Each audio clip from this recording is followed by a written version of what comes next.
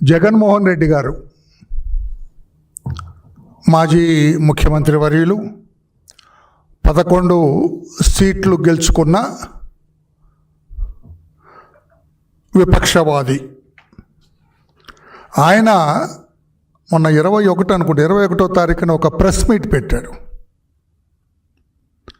ఆ press meet నా దృష్టిలో అతనికి ఒక భస్మాసుర హస్తం. మనకు తెలుసు కదా, మోహిని భస్మాసుర, చేయి నెత్తి మీద పెట్టుకుంటే కాలిపోతారు. ఆ ప్రెస్ మీట్ అలాంటిది. తెలిసి మరి అతను అలా మాట్లాడాడు, తెలియక యాదృచ్ఛికంగా మాట్లాడాడు తెలియదు. కానీ ఆ ప్రెస్ మీట్తో భస్మాసుడి హస్తం తల మీద పెట్టుకుంటే ఏ రకంగా భస్మైపోయాడో రాజకీయంగా జగన్మోహన్ రెడ్డి పూర్తిగా నిర్వీర్యం అయిపోయినాడు. అక్కడ రాజకీయంగా నేను రాజకీయవాదిని, నాకు ఓటేయండి, నేను మీకు సేవ చేస్తాను అనే పరిస్థితులు అతనికి లేవు. అతనే పోగొట్టుకున్నాడు,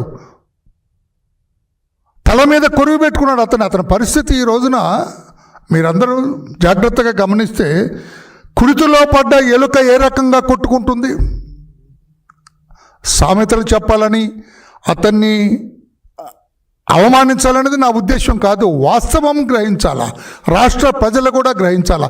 కుడితిలో పడ్డ ఎలుకకి ఈనాడు రాజకీయంగా జగన్మోహన్ రెడ్డికి ఏమి తేడా ఉంది అని చెప్పి నేను అడుగుతున్నాను. నేను శ్లేష్మంలో చిక్కుకున్న ఈగ, శ్లేష్మం ఆయనకు అర్థమై కాకపోవచ్చు, పక్కన వాళ్ళు ఎవరన్నా చెప్పండి, నేను బహిరంగ చెప్పటం బాగుండదు.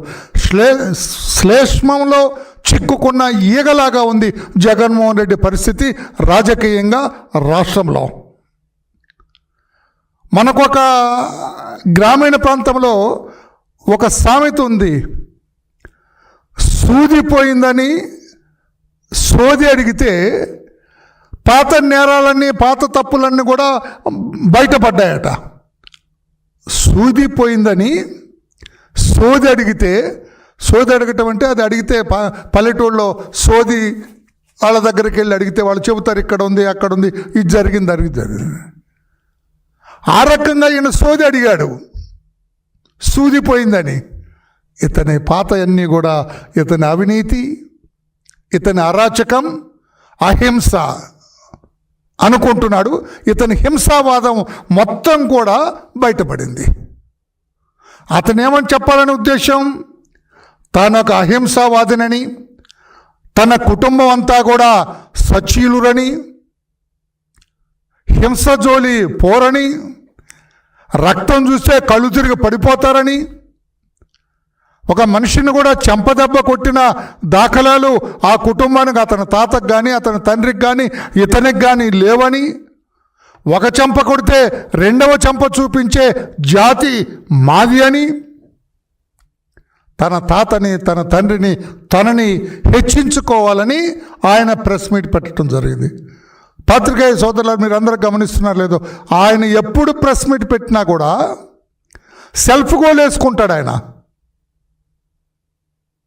మరి ప్రెస్ను అడ్రస్ చేయటం రాకో, లేదంటే వాళ్ళు రాసి ఇచ్చింది సరిగా చదవలేకపోవటం వల్ల ఎప్పుడు తీయండి అతను ప్రెస్ మీట్ పెడితే ఎప్పుడు కూడా పుంకాలుగా మనకి అపోజిషన్ వాళ్ళకి ఇన్ఫర్మేషన్ ఇస్తాడు ఆయన, మెటీరియల్ ఇస్తాడు ఆయన. ఆ రకంగా తన కుటుంబ చరిత్ర తానే బయట పెట్టుకున్నాడు. తన కుటుంబం ఎలాంటిదో తానే బయట పెట్టుకున్నాడు. మీకు ఒక వీడియో చూపిస్తాను నేను, సింపుల్, ఒక 40 సెకండ్స్ ఉంటుంది. ఆ వీడియోలో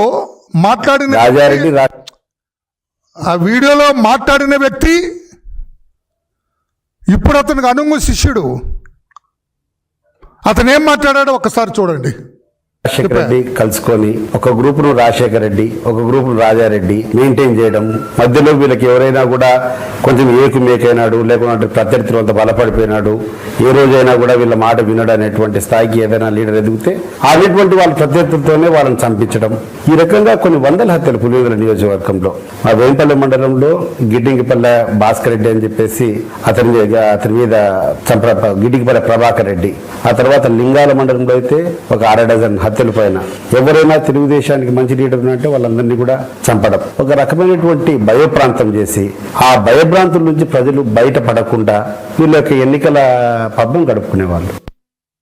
రైట్, వీడియో తీసేమ్మా, మళ్ళీ నేను అడిగినప్పుడు పెడదు. కానీ మీరు చూశారు కదా అందరూ, ఏం కనపడుతుంది, ఎవరు చెప్పింది? ఇప్పుడు ఆయన అనగా జనరల్ సెక్రటరీ అనుకుంటా, అతను పార్టీకి కూడా జనరల్ సెక్రటరీ, జగన్ గారి పక్కనే ఉంటారు. ఆయన ఏం చెబుతున్నాడు? రాజశేఖర్ రెడ్డి, అతని తండ్రి రాజారెడ్డి గారు రాజకీయంగా స్థిరపడటానికి, రాజకీయంగా గెలవటానికి 100 గిట్టని వాళ్ళందరినీ చంపిస్తారు, ఏకుమేకైన వాళ్ళందరినీ చంపిస్తారు, 10లు 100ల సంఖ్యలో చంపించారు అన్న జగన్మోహన్ రెడ్డి గారు. ఇప్పుడేమంటారు మీరు మొన్న 21వ తారీఖున పెట్టిన ప్రెస్కి దీనికి ఏమైనా సంబంధం ఉందా? మీరు ఒక చెంప కొడితే రెండో చెంప చూపించే కుటుంబం ఆమెది. హింసావాదం అంటే తెలియని కుటుంబం ఆమెది. మీ తాతని చంపిన వాళ్ళను కూడా క్షమించేంతటి దయగల కుటుంబం ఆమెది. చెప్పినాడు కదా అతను సతీష్ రెడ్డి గారు. 10లు 100ల సంఖ్యలో చంపేశారు గిట్టని వాళ్ళని మీ రాజకీయ లబ్ధి కోసం. ఇప్పుడు ఏమంటారు జగన్మోహన్ రెడ్డి గారు? మీ మనస్తత్వం ఏంటి చెప్పండి. జగన్మోహన్ రెడ్డి గారు మీ మనస్తత్వం చిన్ననాటి నుంచి కూడా అరాచకాలకు, హింసావాదానికి అలవాటు పడ్డ వ్యక్తి మీరు. మీ బాల్యమంతా కూడా ఒక ఆకతాయిగా సాగింది, నిజం కాదా? మీ బాల్యమంతా కూడా ఆకతాయితనంగా సాగింది. మీరు చదువుకునేటప్పుడు కూడా నేను అడుగుతున్నాను, ఈ రోజున మీరు 10th క్లాస్ ఏదో పబ్లిక్ స్కూల్లో చదివారంటున్నారు కదా, అక్కడేనా మీరు క్వశ్చన్ పేపర్లు దొంగతనం చేశారని మీ మీద ఆరోపణలు ఉన్నాయి? దానికి ఎప్పుడైనా సమాధానం చెప్పారా రాష్ట్ర ప్రజలకి? నేనేంటి క్వశ్చన్ పేపర్లు దొంగతనం చేస్తే ఫస్ట్ క్లాస్ స్టూడెంట్ మీరు అంటారు కదా, నేను ఫస్ట్ క్లాస్ స్టూడెంట్కి క్వశ్చన్ పేపర్స్ దొంగతనం చేయాల్సిన అవసరం ఏముంది? సమాధానం చెప్పారా ఎప్పుడైనా? మీరు ఇక నేను లోతుగా అందులోకి పోదలుచుకోలేదు.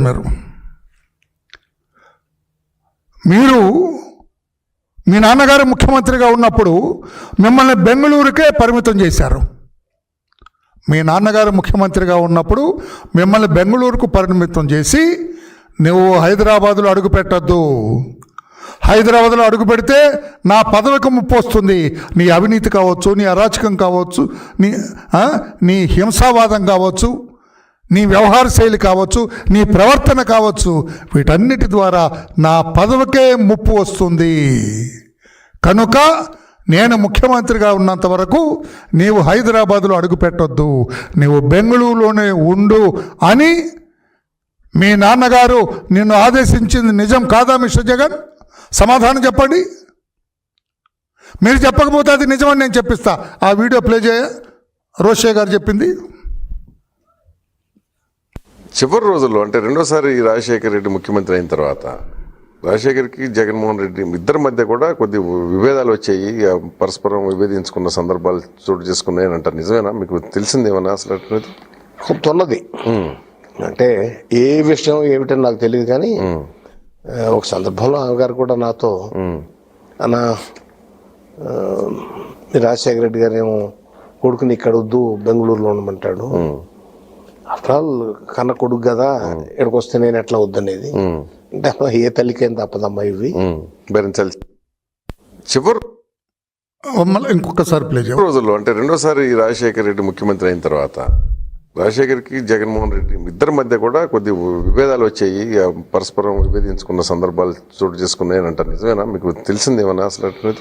కొంత ఉన్నది అంటే ఏ విషయం ఏమిటని నాకు తెలియదు, కానీ ఒక సందర్భంలో ఆమెగారు కూడా నాతో అన్న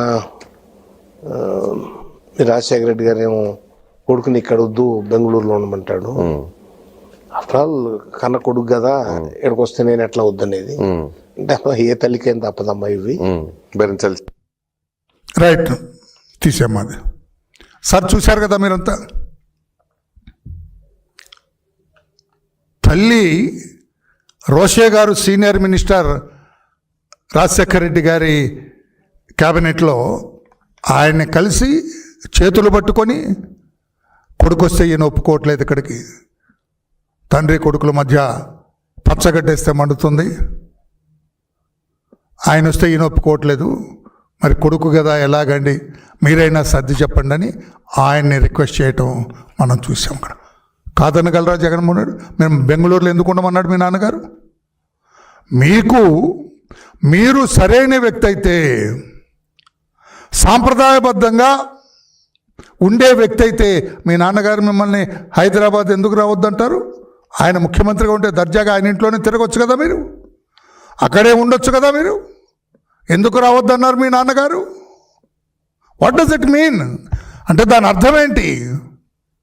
నీ ఒక ఆకతాయివి, నువ్వు ఒక అవినీతి పరుడివి, నువ్వు ఒక అరాచక శక్తివి, నీవు హైదరాబాద్ వచ్చి ఇక్కడ నాతో పాటు ఉంటే నా పదవికి కూడా ముప్పు వస్తుంది కనుక నీవు రావద్దు అని చెప్పింది నిజం కాదా?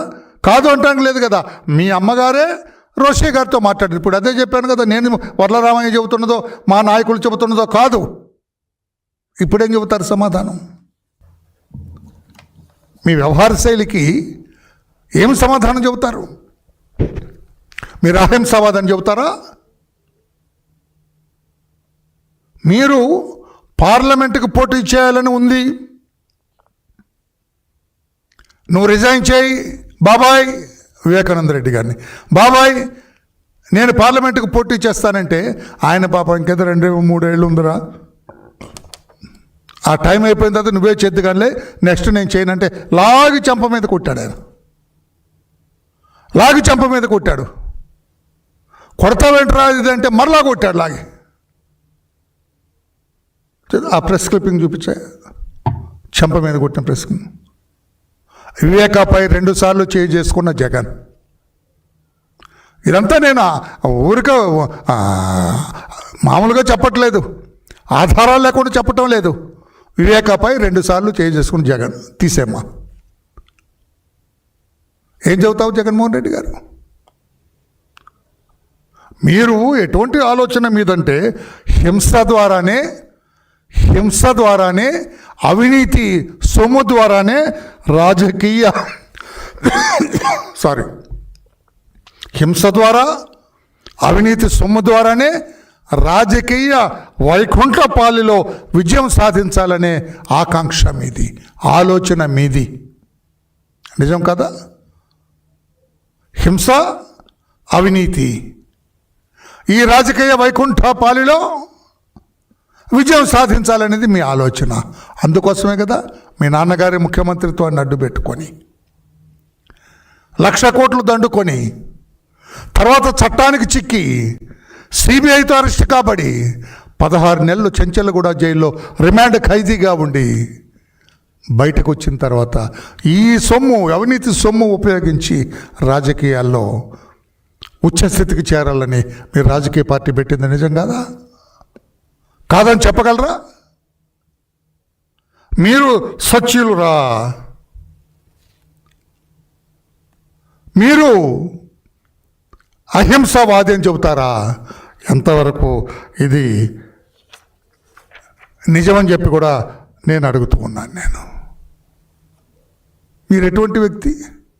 ఇదంతా వదిలేయండి. అధికారంలోకి రావాలనుకున్నారు, ఏదో రకంగా దొడ్డిదారిని అధికారంలోకి రావాలనుకున్నారు, బాబాయిని వేశారు, గొడ్డలతో నరికేశారు.